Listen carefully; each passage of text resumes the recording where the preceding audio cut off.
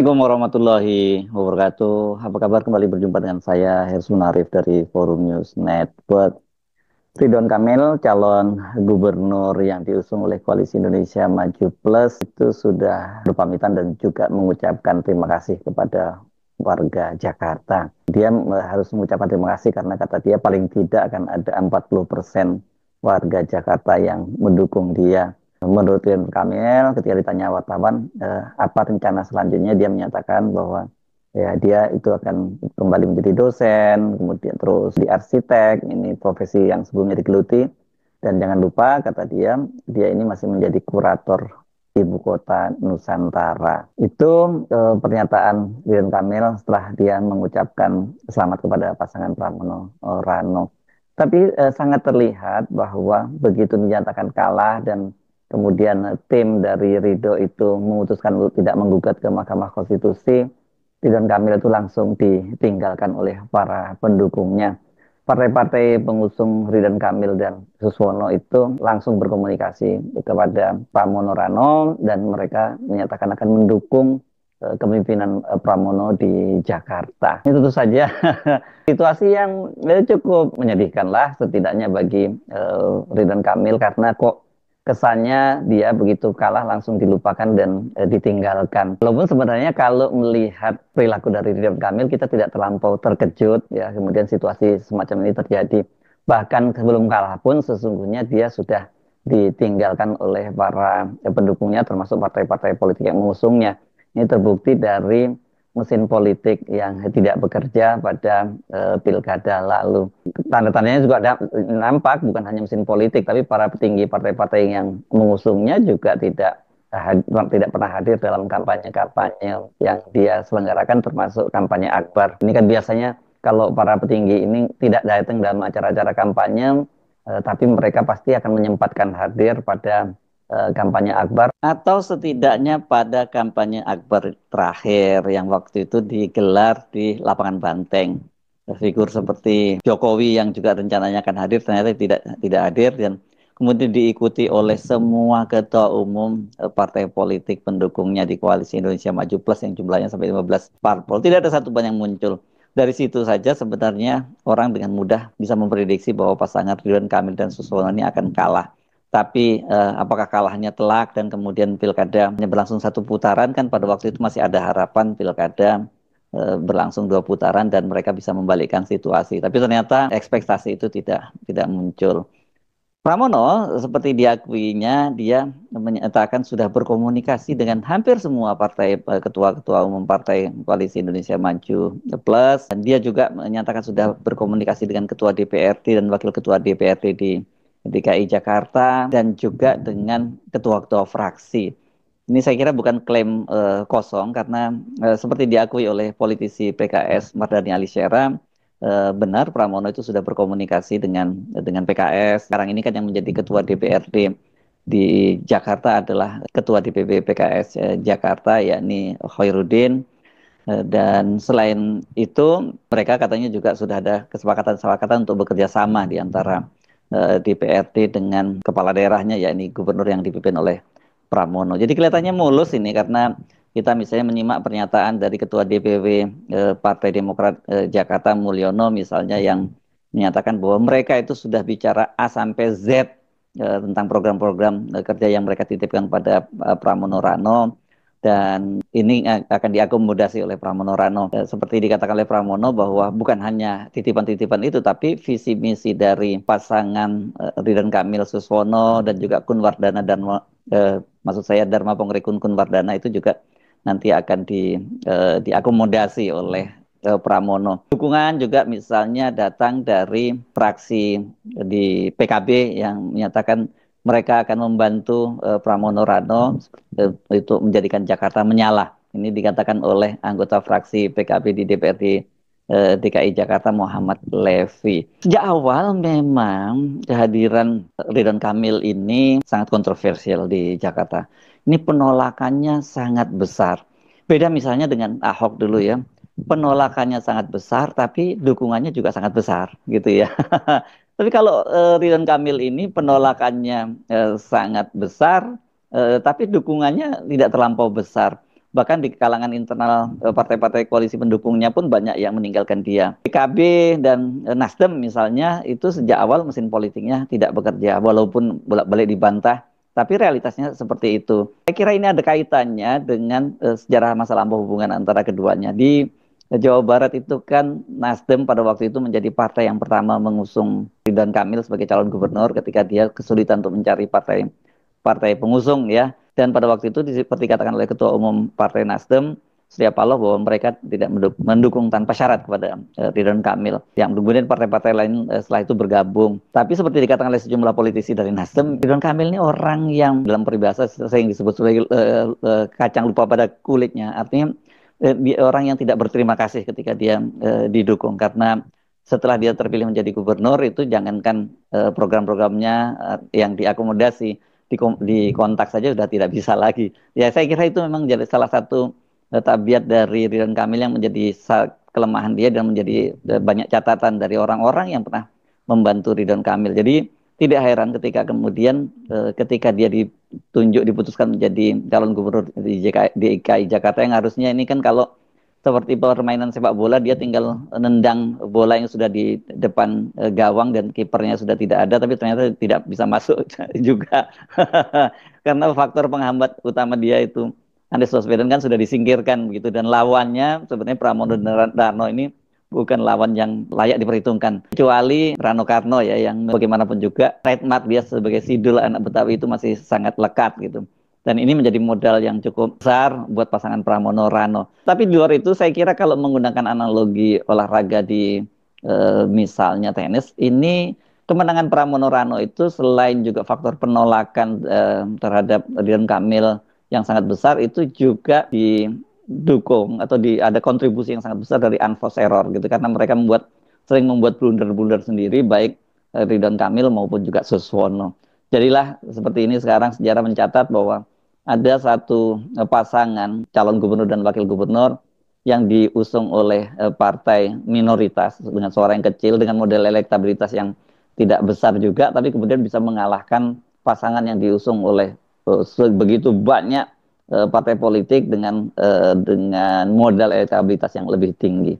Saya kira apa yang terjadi pada Ridwan Kamil ini menjadi semacam catatan buruk dari record dia selama terjun ke dunia politik ini jadi bisa juga semacam tragedi karena kan sebelumnya memang Ridwan Kamil ini digadang-gadang sebagai salah satu politisi dengan wajah yang berbeda ketika dia mulai maju menjadi wali kota di Bandung dengan modal reputasi dia sebagai seorang arsitek dan kemudian setelah satu periode menjadi wali kota dia langkahnya tak terbendung maju menjadi calon gubernur dan kemudian terpilih menjadi gubernur di Jawa Barat satu periode. Dan pada waktu itu posisinya masih sebagai kepala daerah non parpol, ya karena dia bukan kader partai politik manapun. Sampai kemudian dia melabuhkan dirinya di Partai Golkar dan berseragam baju kuning. Tetapi kendati dia gabung dengan Golkar, tapi pada pilkada kemarin juga dukungan terhadap Ridwan Kamil dari Partai Golkar itu tidak terlalu signifikan juga.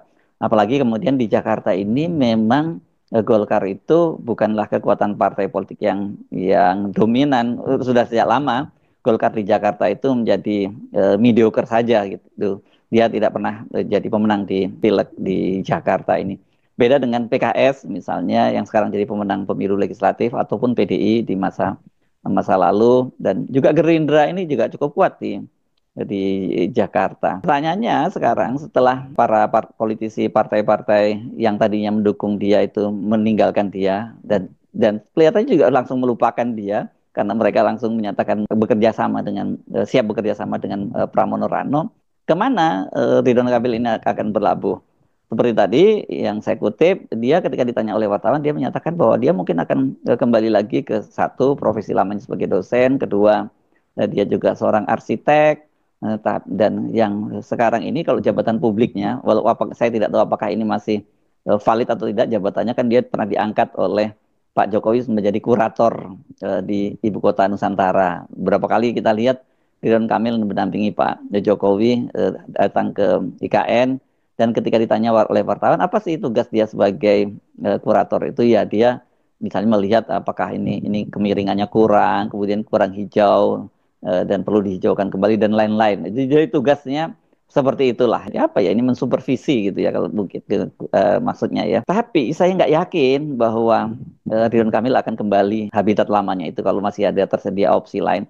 Bagaimanapun sekarang dia itu sudah bukan dosen biasa lagi, bukan seorang arsitek biasa, dia adalah seorang politisi. Dia jadi politisi karena ketika dia menjadi wali kota, menjadi gubernur, dia menjadi itu sebenarnya dia sudah bermetamorfosa menjadi politisi, hanya saja pada waktu itu dia masih partai perseorangan gitu kalau menggunakan istilahnya Pak Jokowi. Tapi kan sekarang dia sudah menjadi politisi Golkar dan saya pikir politik dan kekuasaan ini sudah jadi sudah membuat Ridwan Kamil edik ya.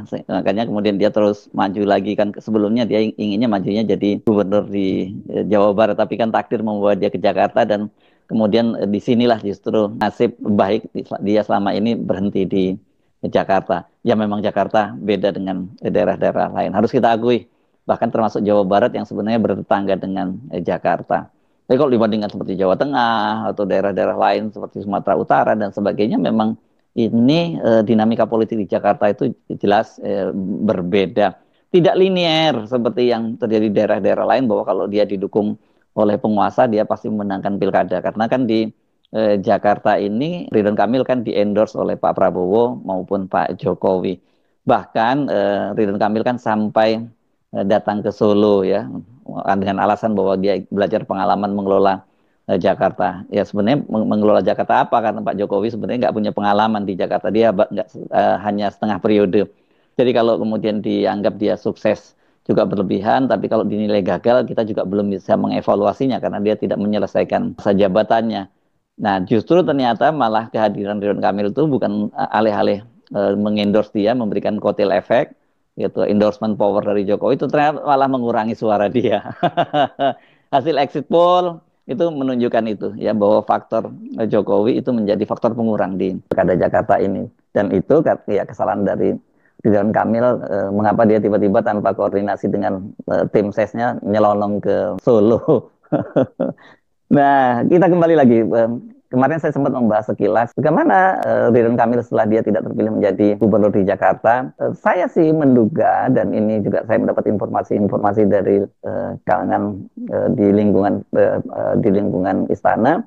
Kemungkinan besar ini dia tentu akan diberikan jabatan. Jabatan apa yang cocok seperti dia. Kabar yang berembus dia disebutkan kemungkinan besar dia akan menjadi semacam penanggung jawab wilayah aglomerasi. Aglomerasi itu adalah sebuah kawasan yang meliputi Jakarta dan kota serta kabupaten di sekitarnya. Jadi Jabodetabek Jor, Jakarta, Bogor, Depok, Tangerang, Bekasi, dan Cianjur. Kawasan ini nantinya diharapkan jadi pertumbuhan ekonomi yang memacu pertumbuhan ekonomi di Indonesia ya di luar IKN justru malahan. Dan sebelumnya sebenarnya dari ini konsep ini kan sudah sejak awal oleh Pak Jokowi. Pada waktu itu rencananya Pak Jokowi yang menjadi penanggung jawab aglomerasi itu adalah wakil presiden karena dia sudah menyiapkan Gibran. Jadi nantinya itu dalam bayangan Pak Jokowi waktu itu ketika Prabowo dan Gibran terpilih menjadi presiden dan wakil presiden, maka Pak Prabowo akan pindah ke IKN, tinggal di ibu kota IKN, kemudian Gibran itu tetap di Jakarta karena dia menjadi penanggung jawab dari daerah aglomerasi Jabodetabek Jur tadi. Tapi kemudian ternyata ditolak ini oleh DPR dan saya kira ini pasti juga Gerindra campur tangan, Pak Prabowo juga campur tangan. Akhirnya dalam undang-undangnya itu disebutkan bahwa aglomerasi itu nanti siapa yang menjadi penanggung jawabnya itu diserahkan sepenuhnya kepada presiden. Dalam hal ini presiden terpilih ya Prabowo bukan Pak Jokowi. Jadi artinya kalau Pak Prabowo merasa dia punya hutang budi kepada Ridwan Kamil karena telah memberikan kursi Gubernur Jawa Barat kepada kader Gerindra dan dia bersedia pindah ke Jakarta tapi kemudian ternyata gagal, ya dia tentu harus memberikan kompensasi. Itu kira-kira ya.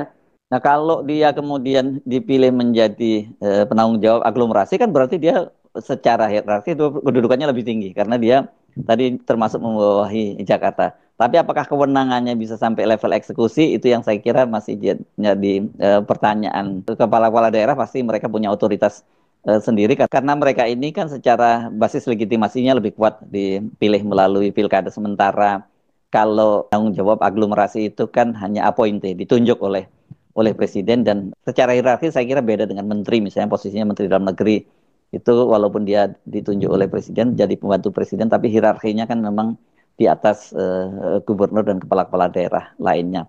Itu alternatifnya. Dan saya kemarin menyebut kalau misalnya dia ditempatkan jadi menteri, ya nggak bisa sekarang. Dia harus menunggu sampai terjadi reshuffle. Dan kabar yang berembus sangat kencang, kemungkinan reshuffle itu sekarang jauh lebih cepat dibandingkan sebelumnya. Tadinya banyak yang memperkirakan sampai setidaknya setengah tahun yang akan datang Pak Prabowo tidak mungkin melakukan reshuffle. Tapi kalau lihat perkembangan-perkembangan seperti sekarang ini, adanya blunder-blunder dari para menteri, dari utusan khusus yang dikenal sebagai orang-orangnya Pak Jokowi, saya kira ini bisa lebih cepat. Apalagi ditambah dengan situasi ekonomi yang memburuk, dan kemudian Pak Prabowo itu harus mengambil langkah-langkah yang lebih cepat, dan tidak harus dia memikirkan politik akomodasi kepentingannya Pak Jokowi.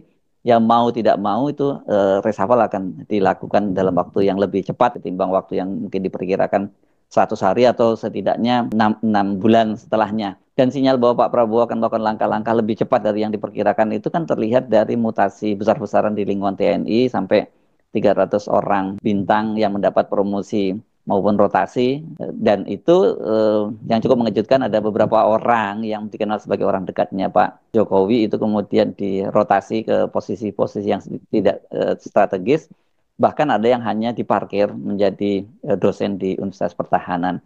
Jadi Pak, secara halus ini kelihatannya pelan atau pasti Pak Prabowo mulai ngambil langkah-langkah yang bertentangan dengan Pak Jokowi. Jadi apakah kemudian di situ Ridwan Kamil itu diakomodasi di kabinet, ini yang masih kita tunggu. Tetapi kalau Ridwan Kamil ternyata tidak diakomodasi di kabinet, kemudian dia tidak juga diberikan jabatan, ya apakah itu sebagai penanggung jawab aglomerasi atau badan-badan lain, ini ya karir politik dari Ridwan Kamil ini bisa segera berakhir. Karena tadi itu Ridwan Kamil ini kendati dia sekarang menjadi kader Golkar, tapi kan dia ini juga kader Golkar baru. Sementara hubungan dia dengan partai-partai politik yang dulunya pernah mendukung dia, entah sebagai wali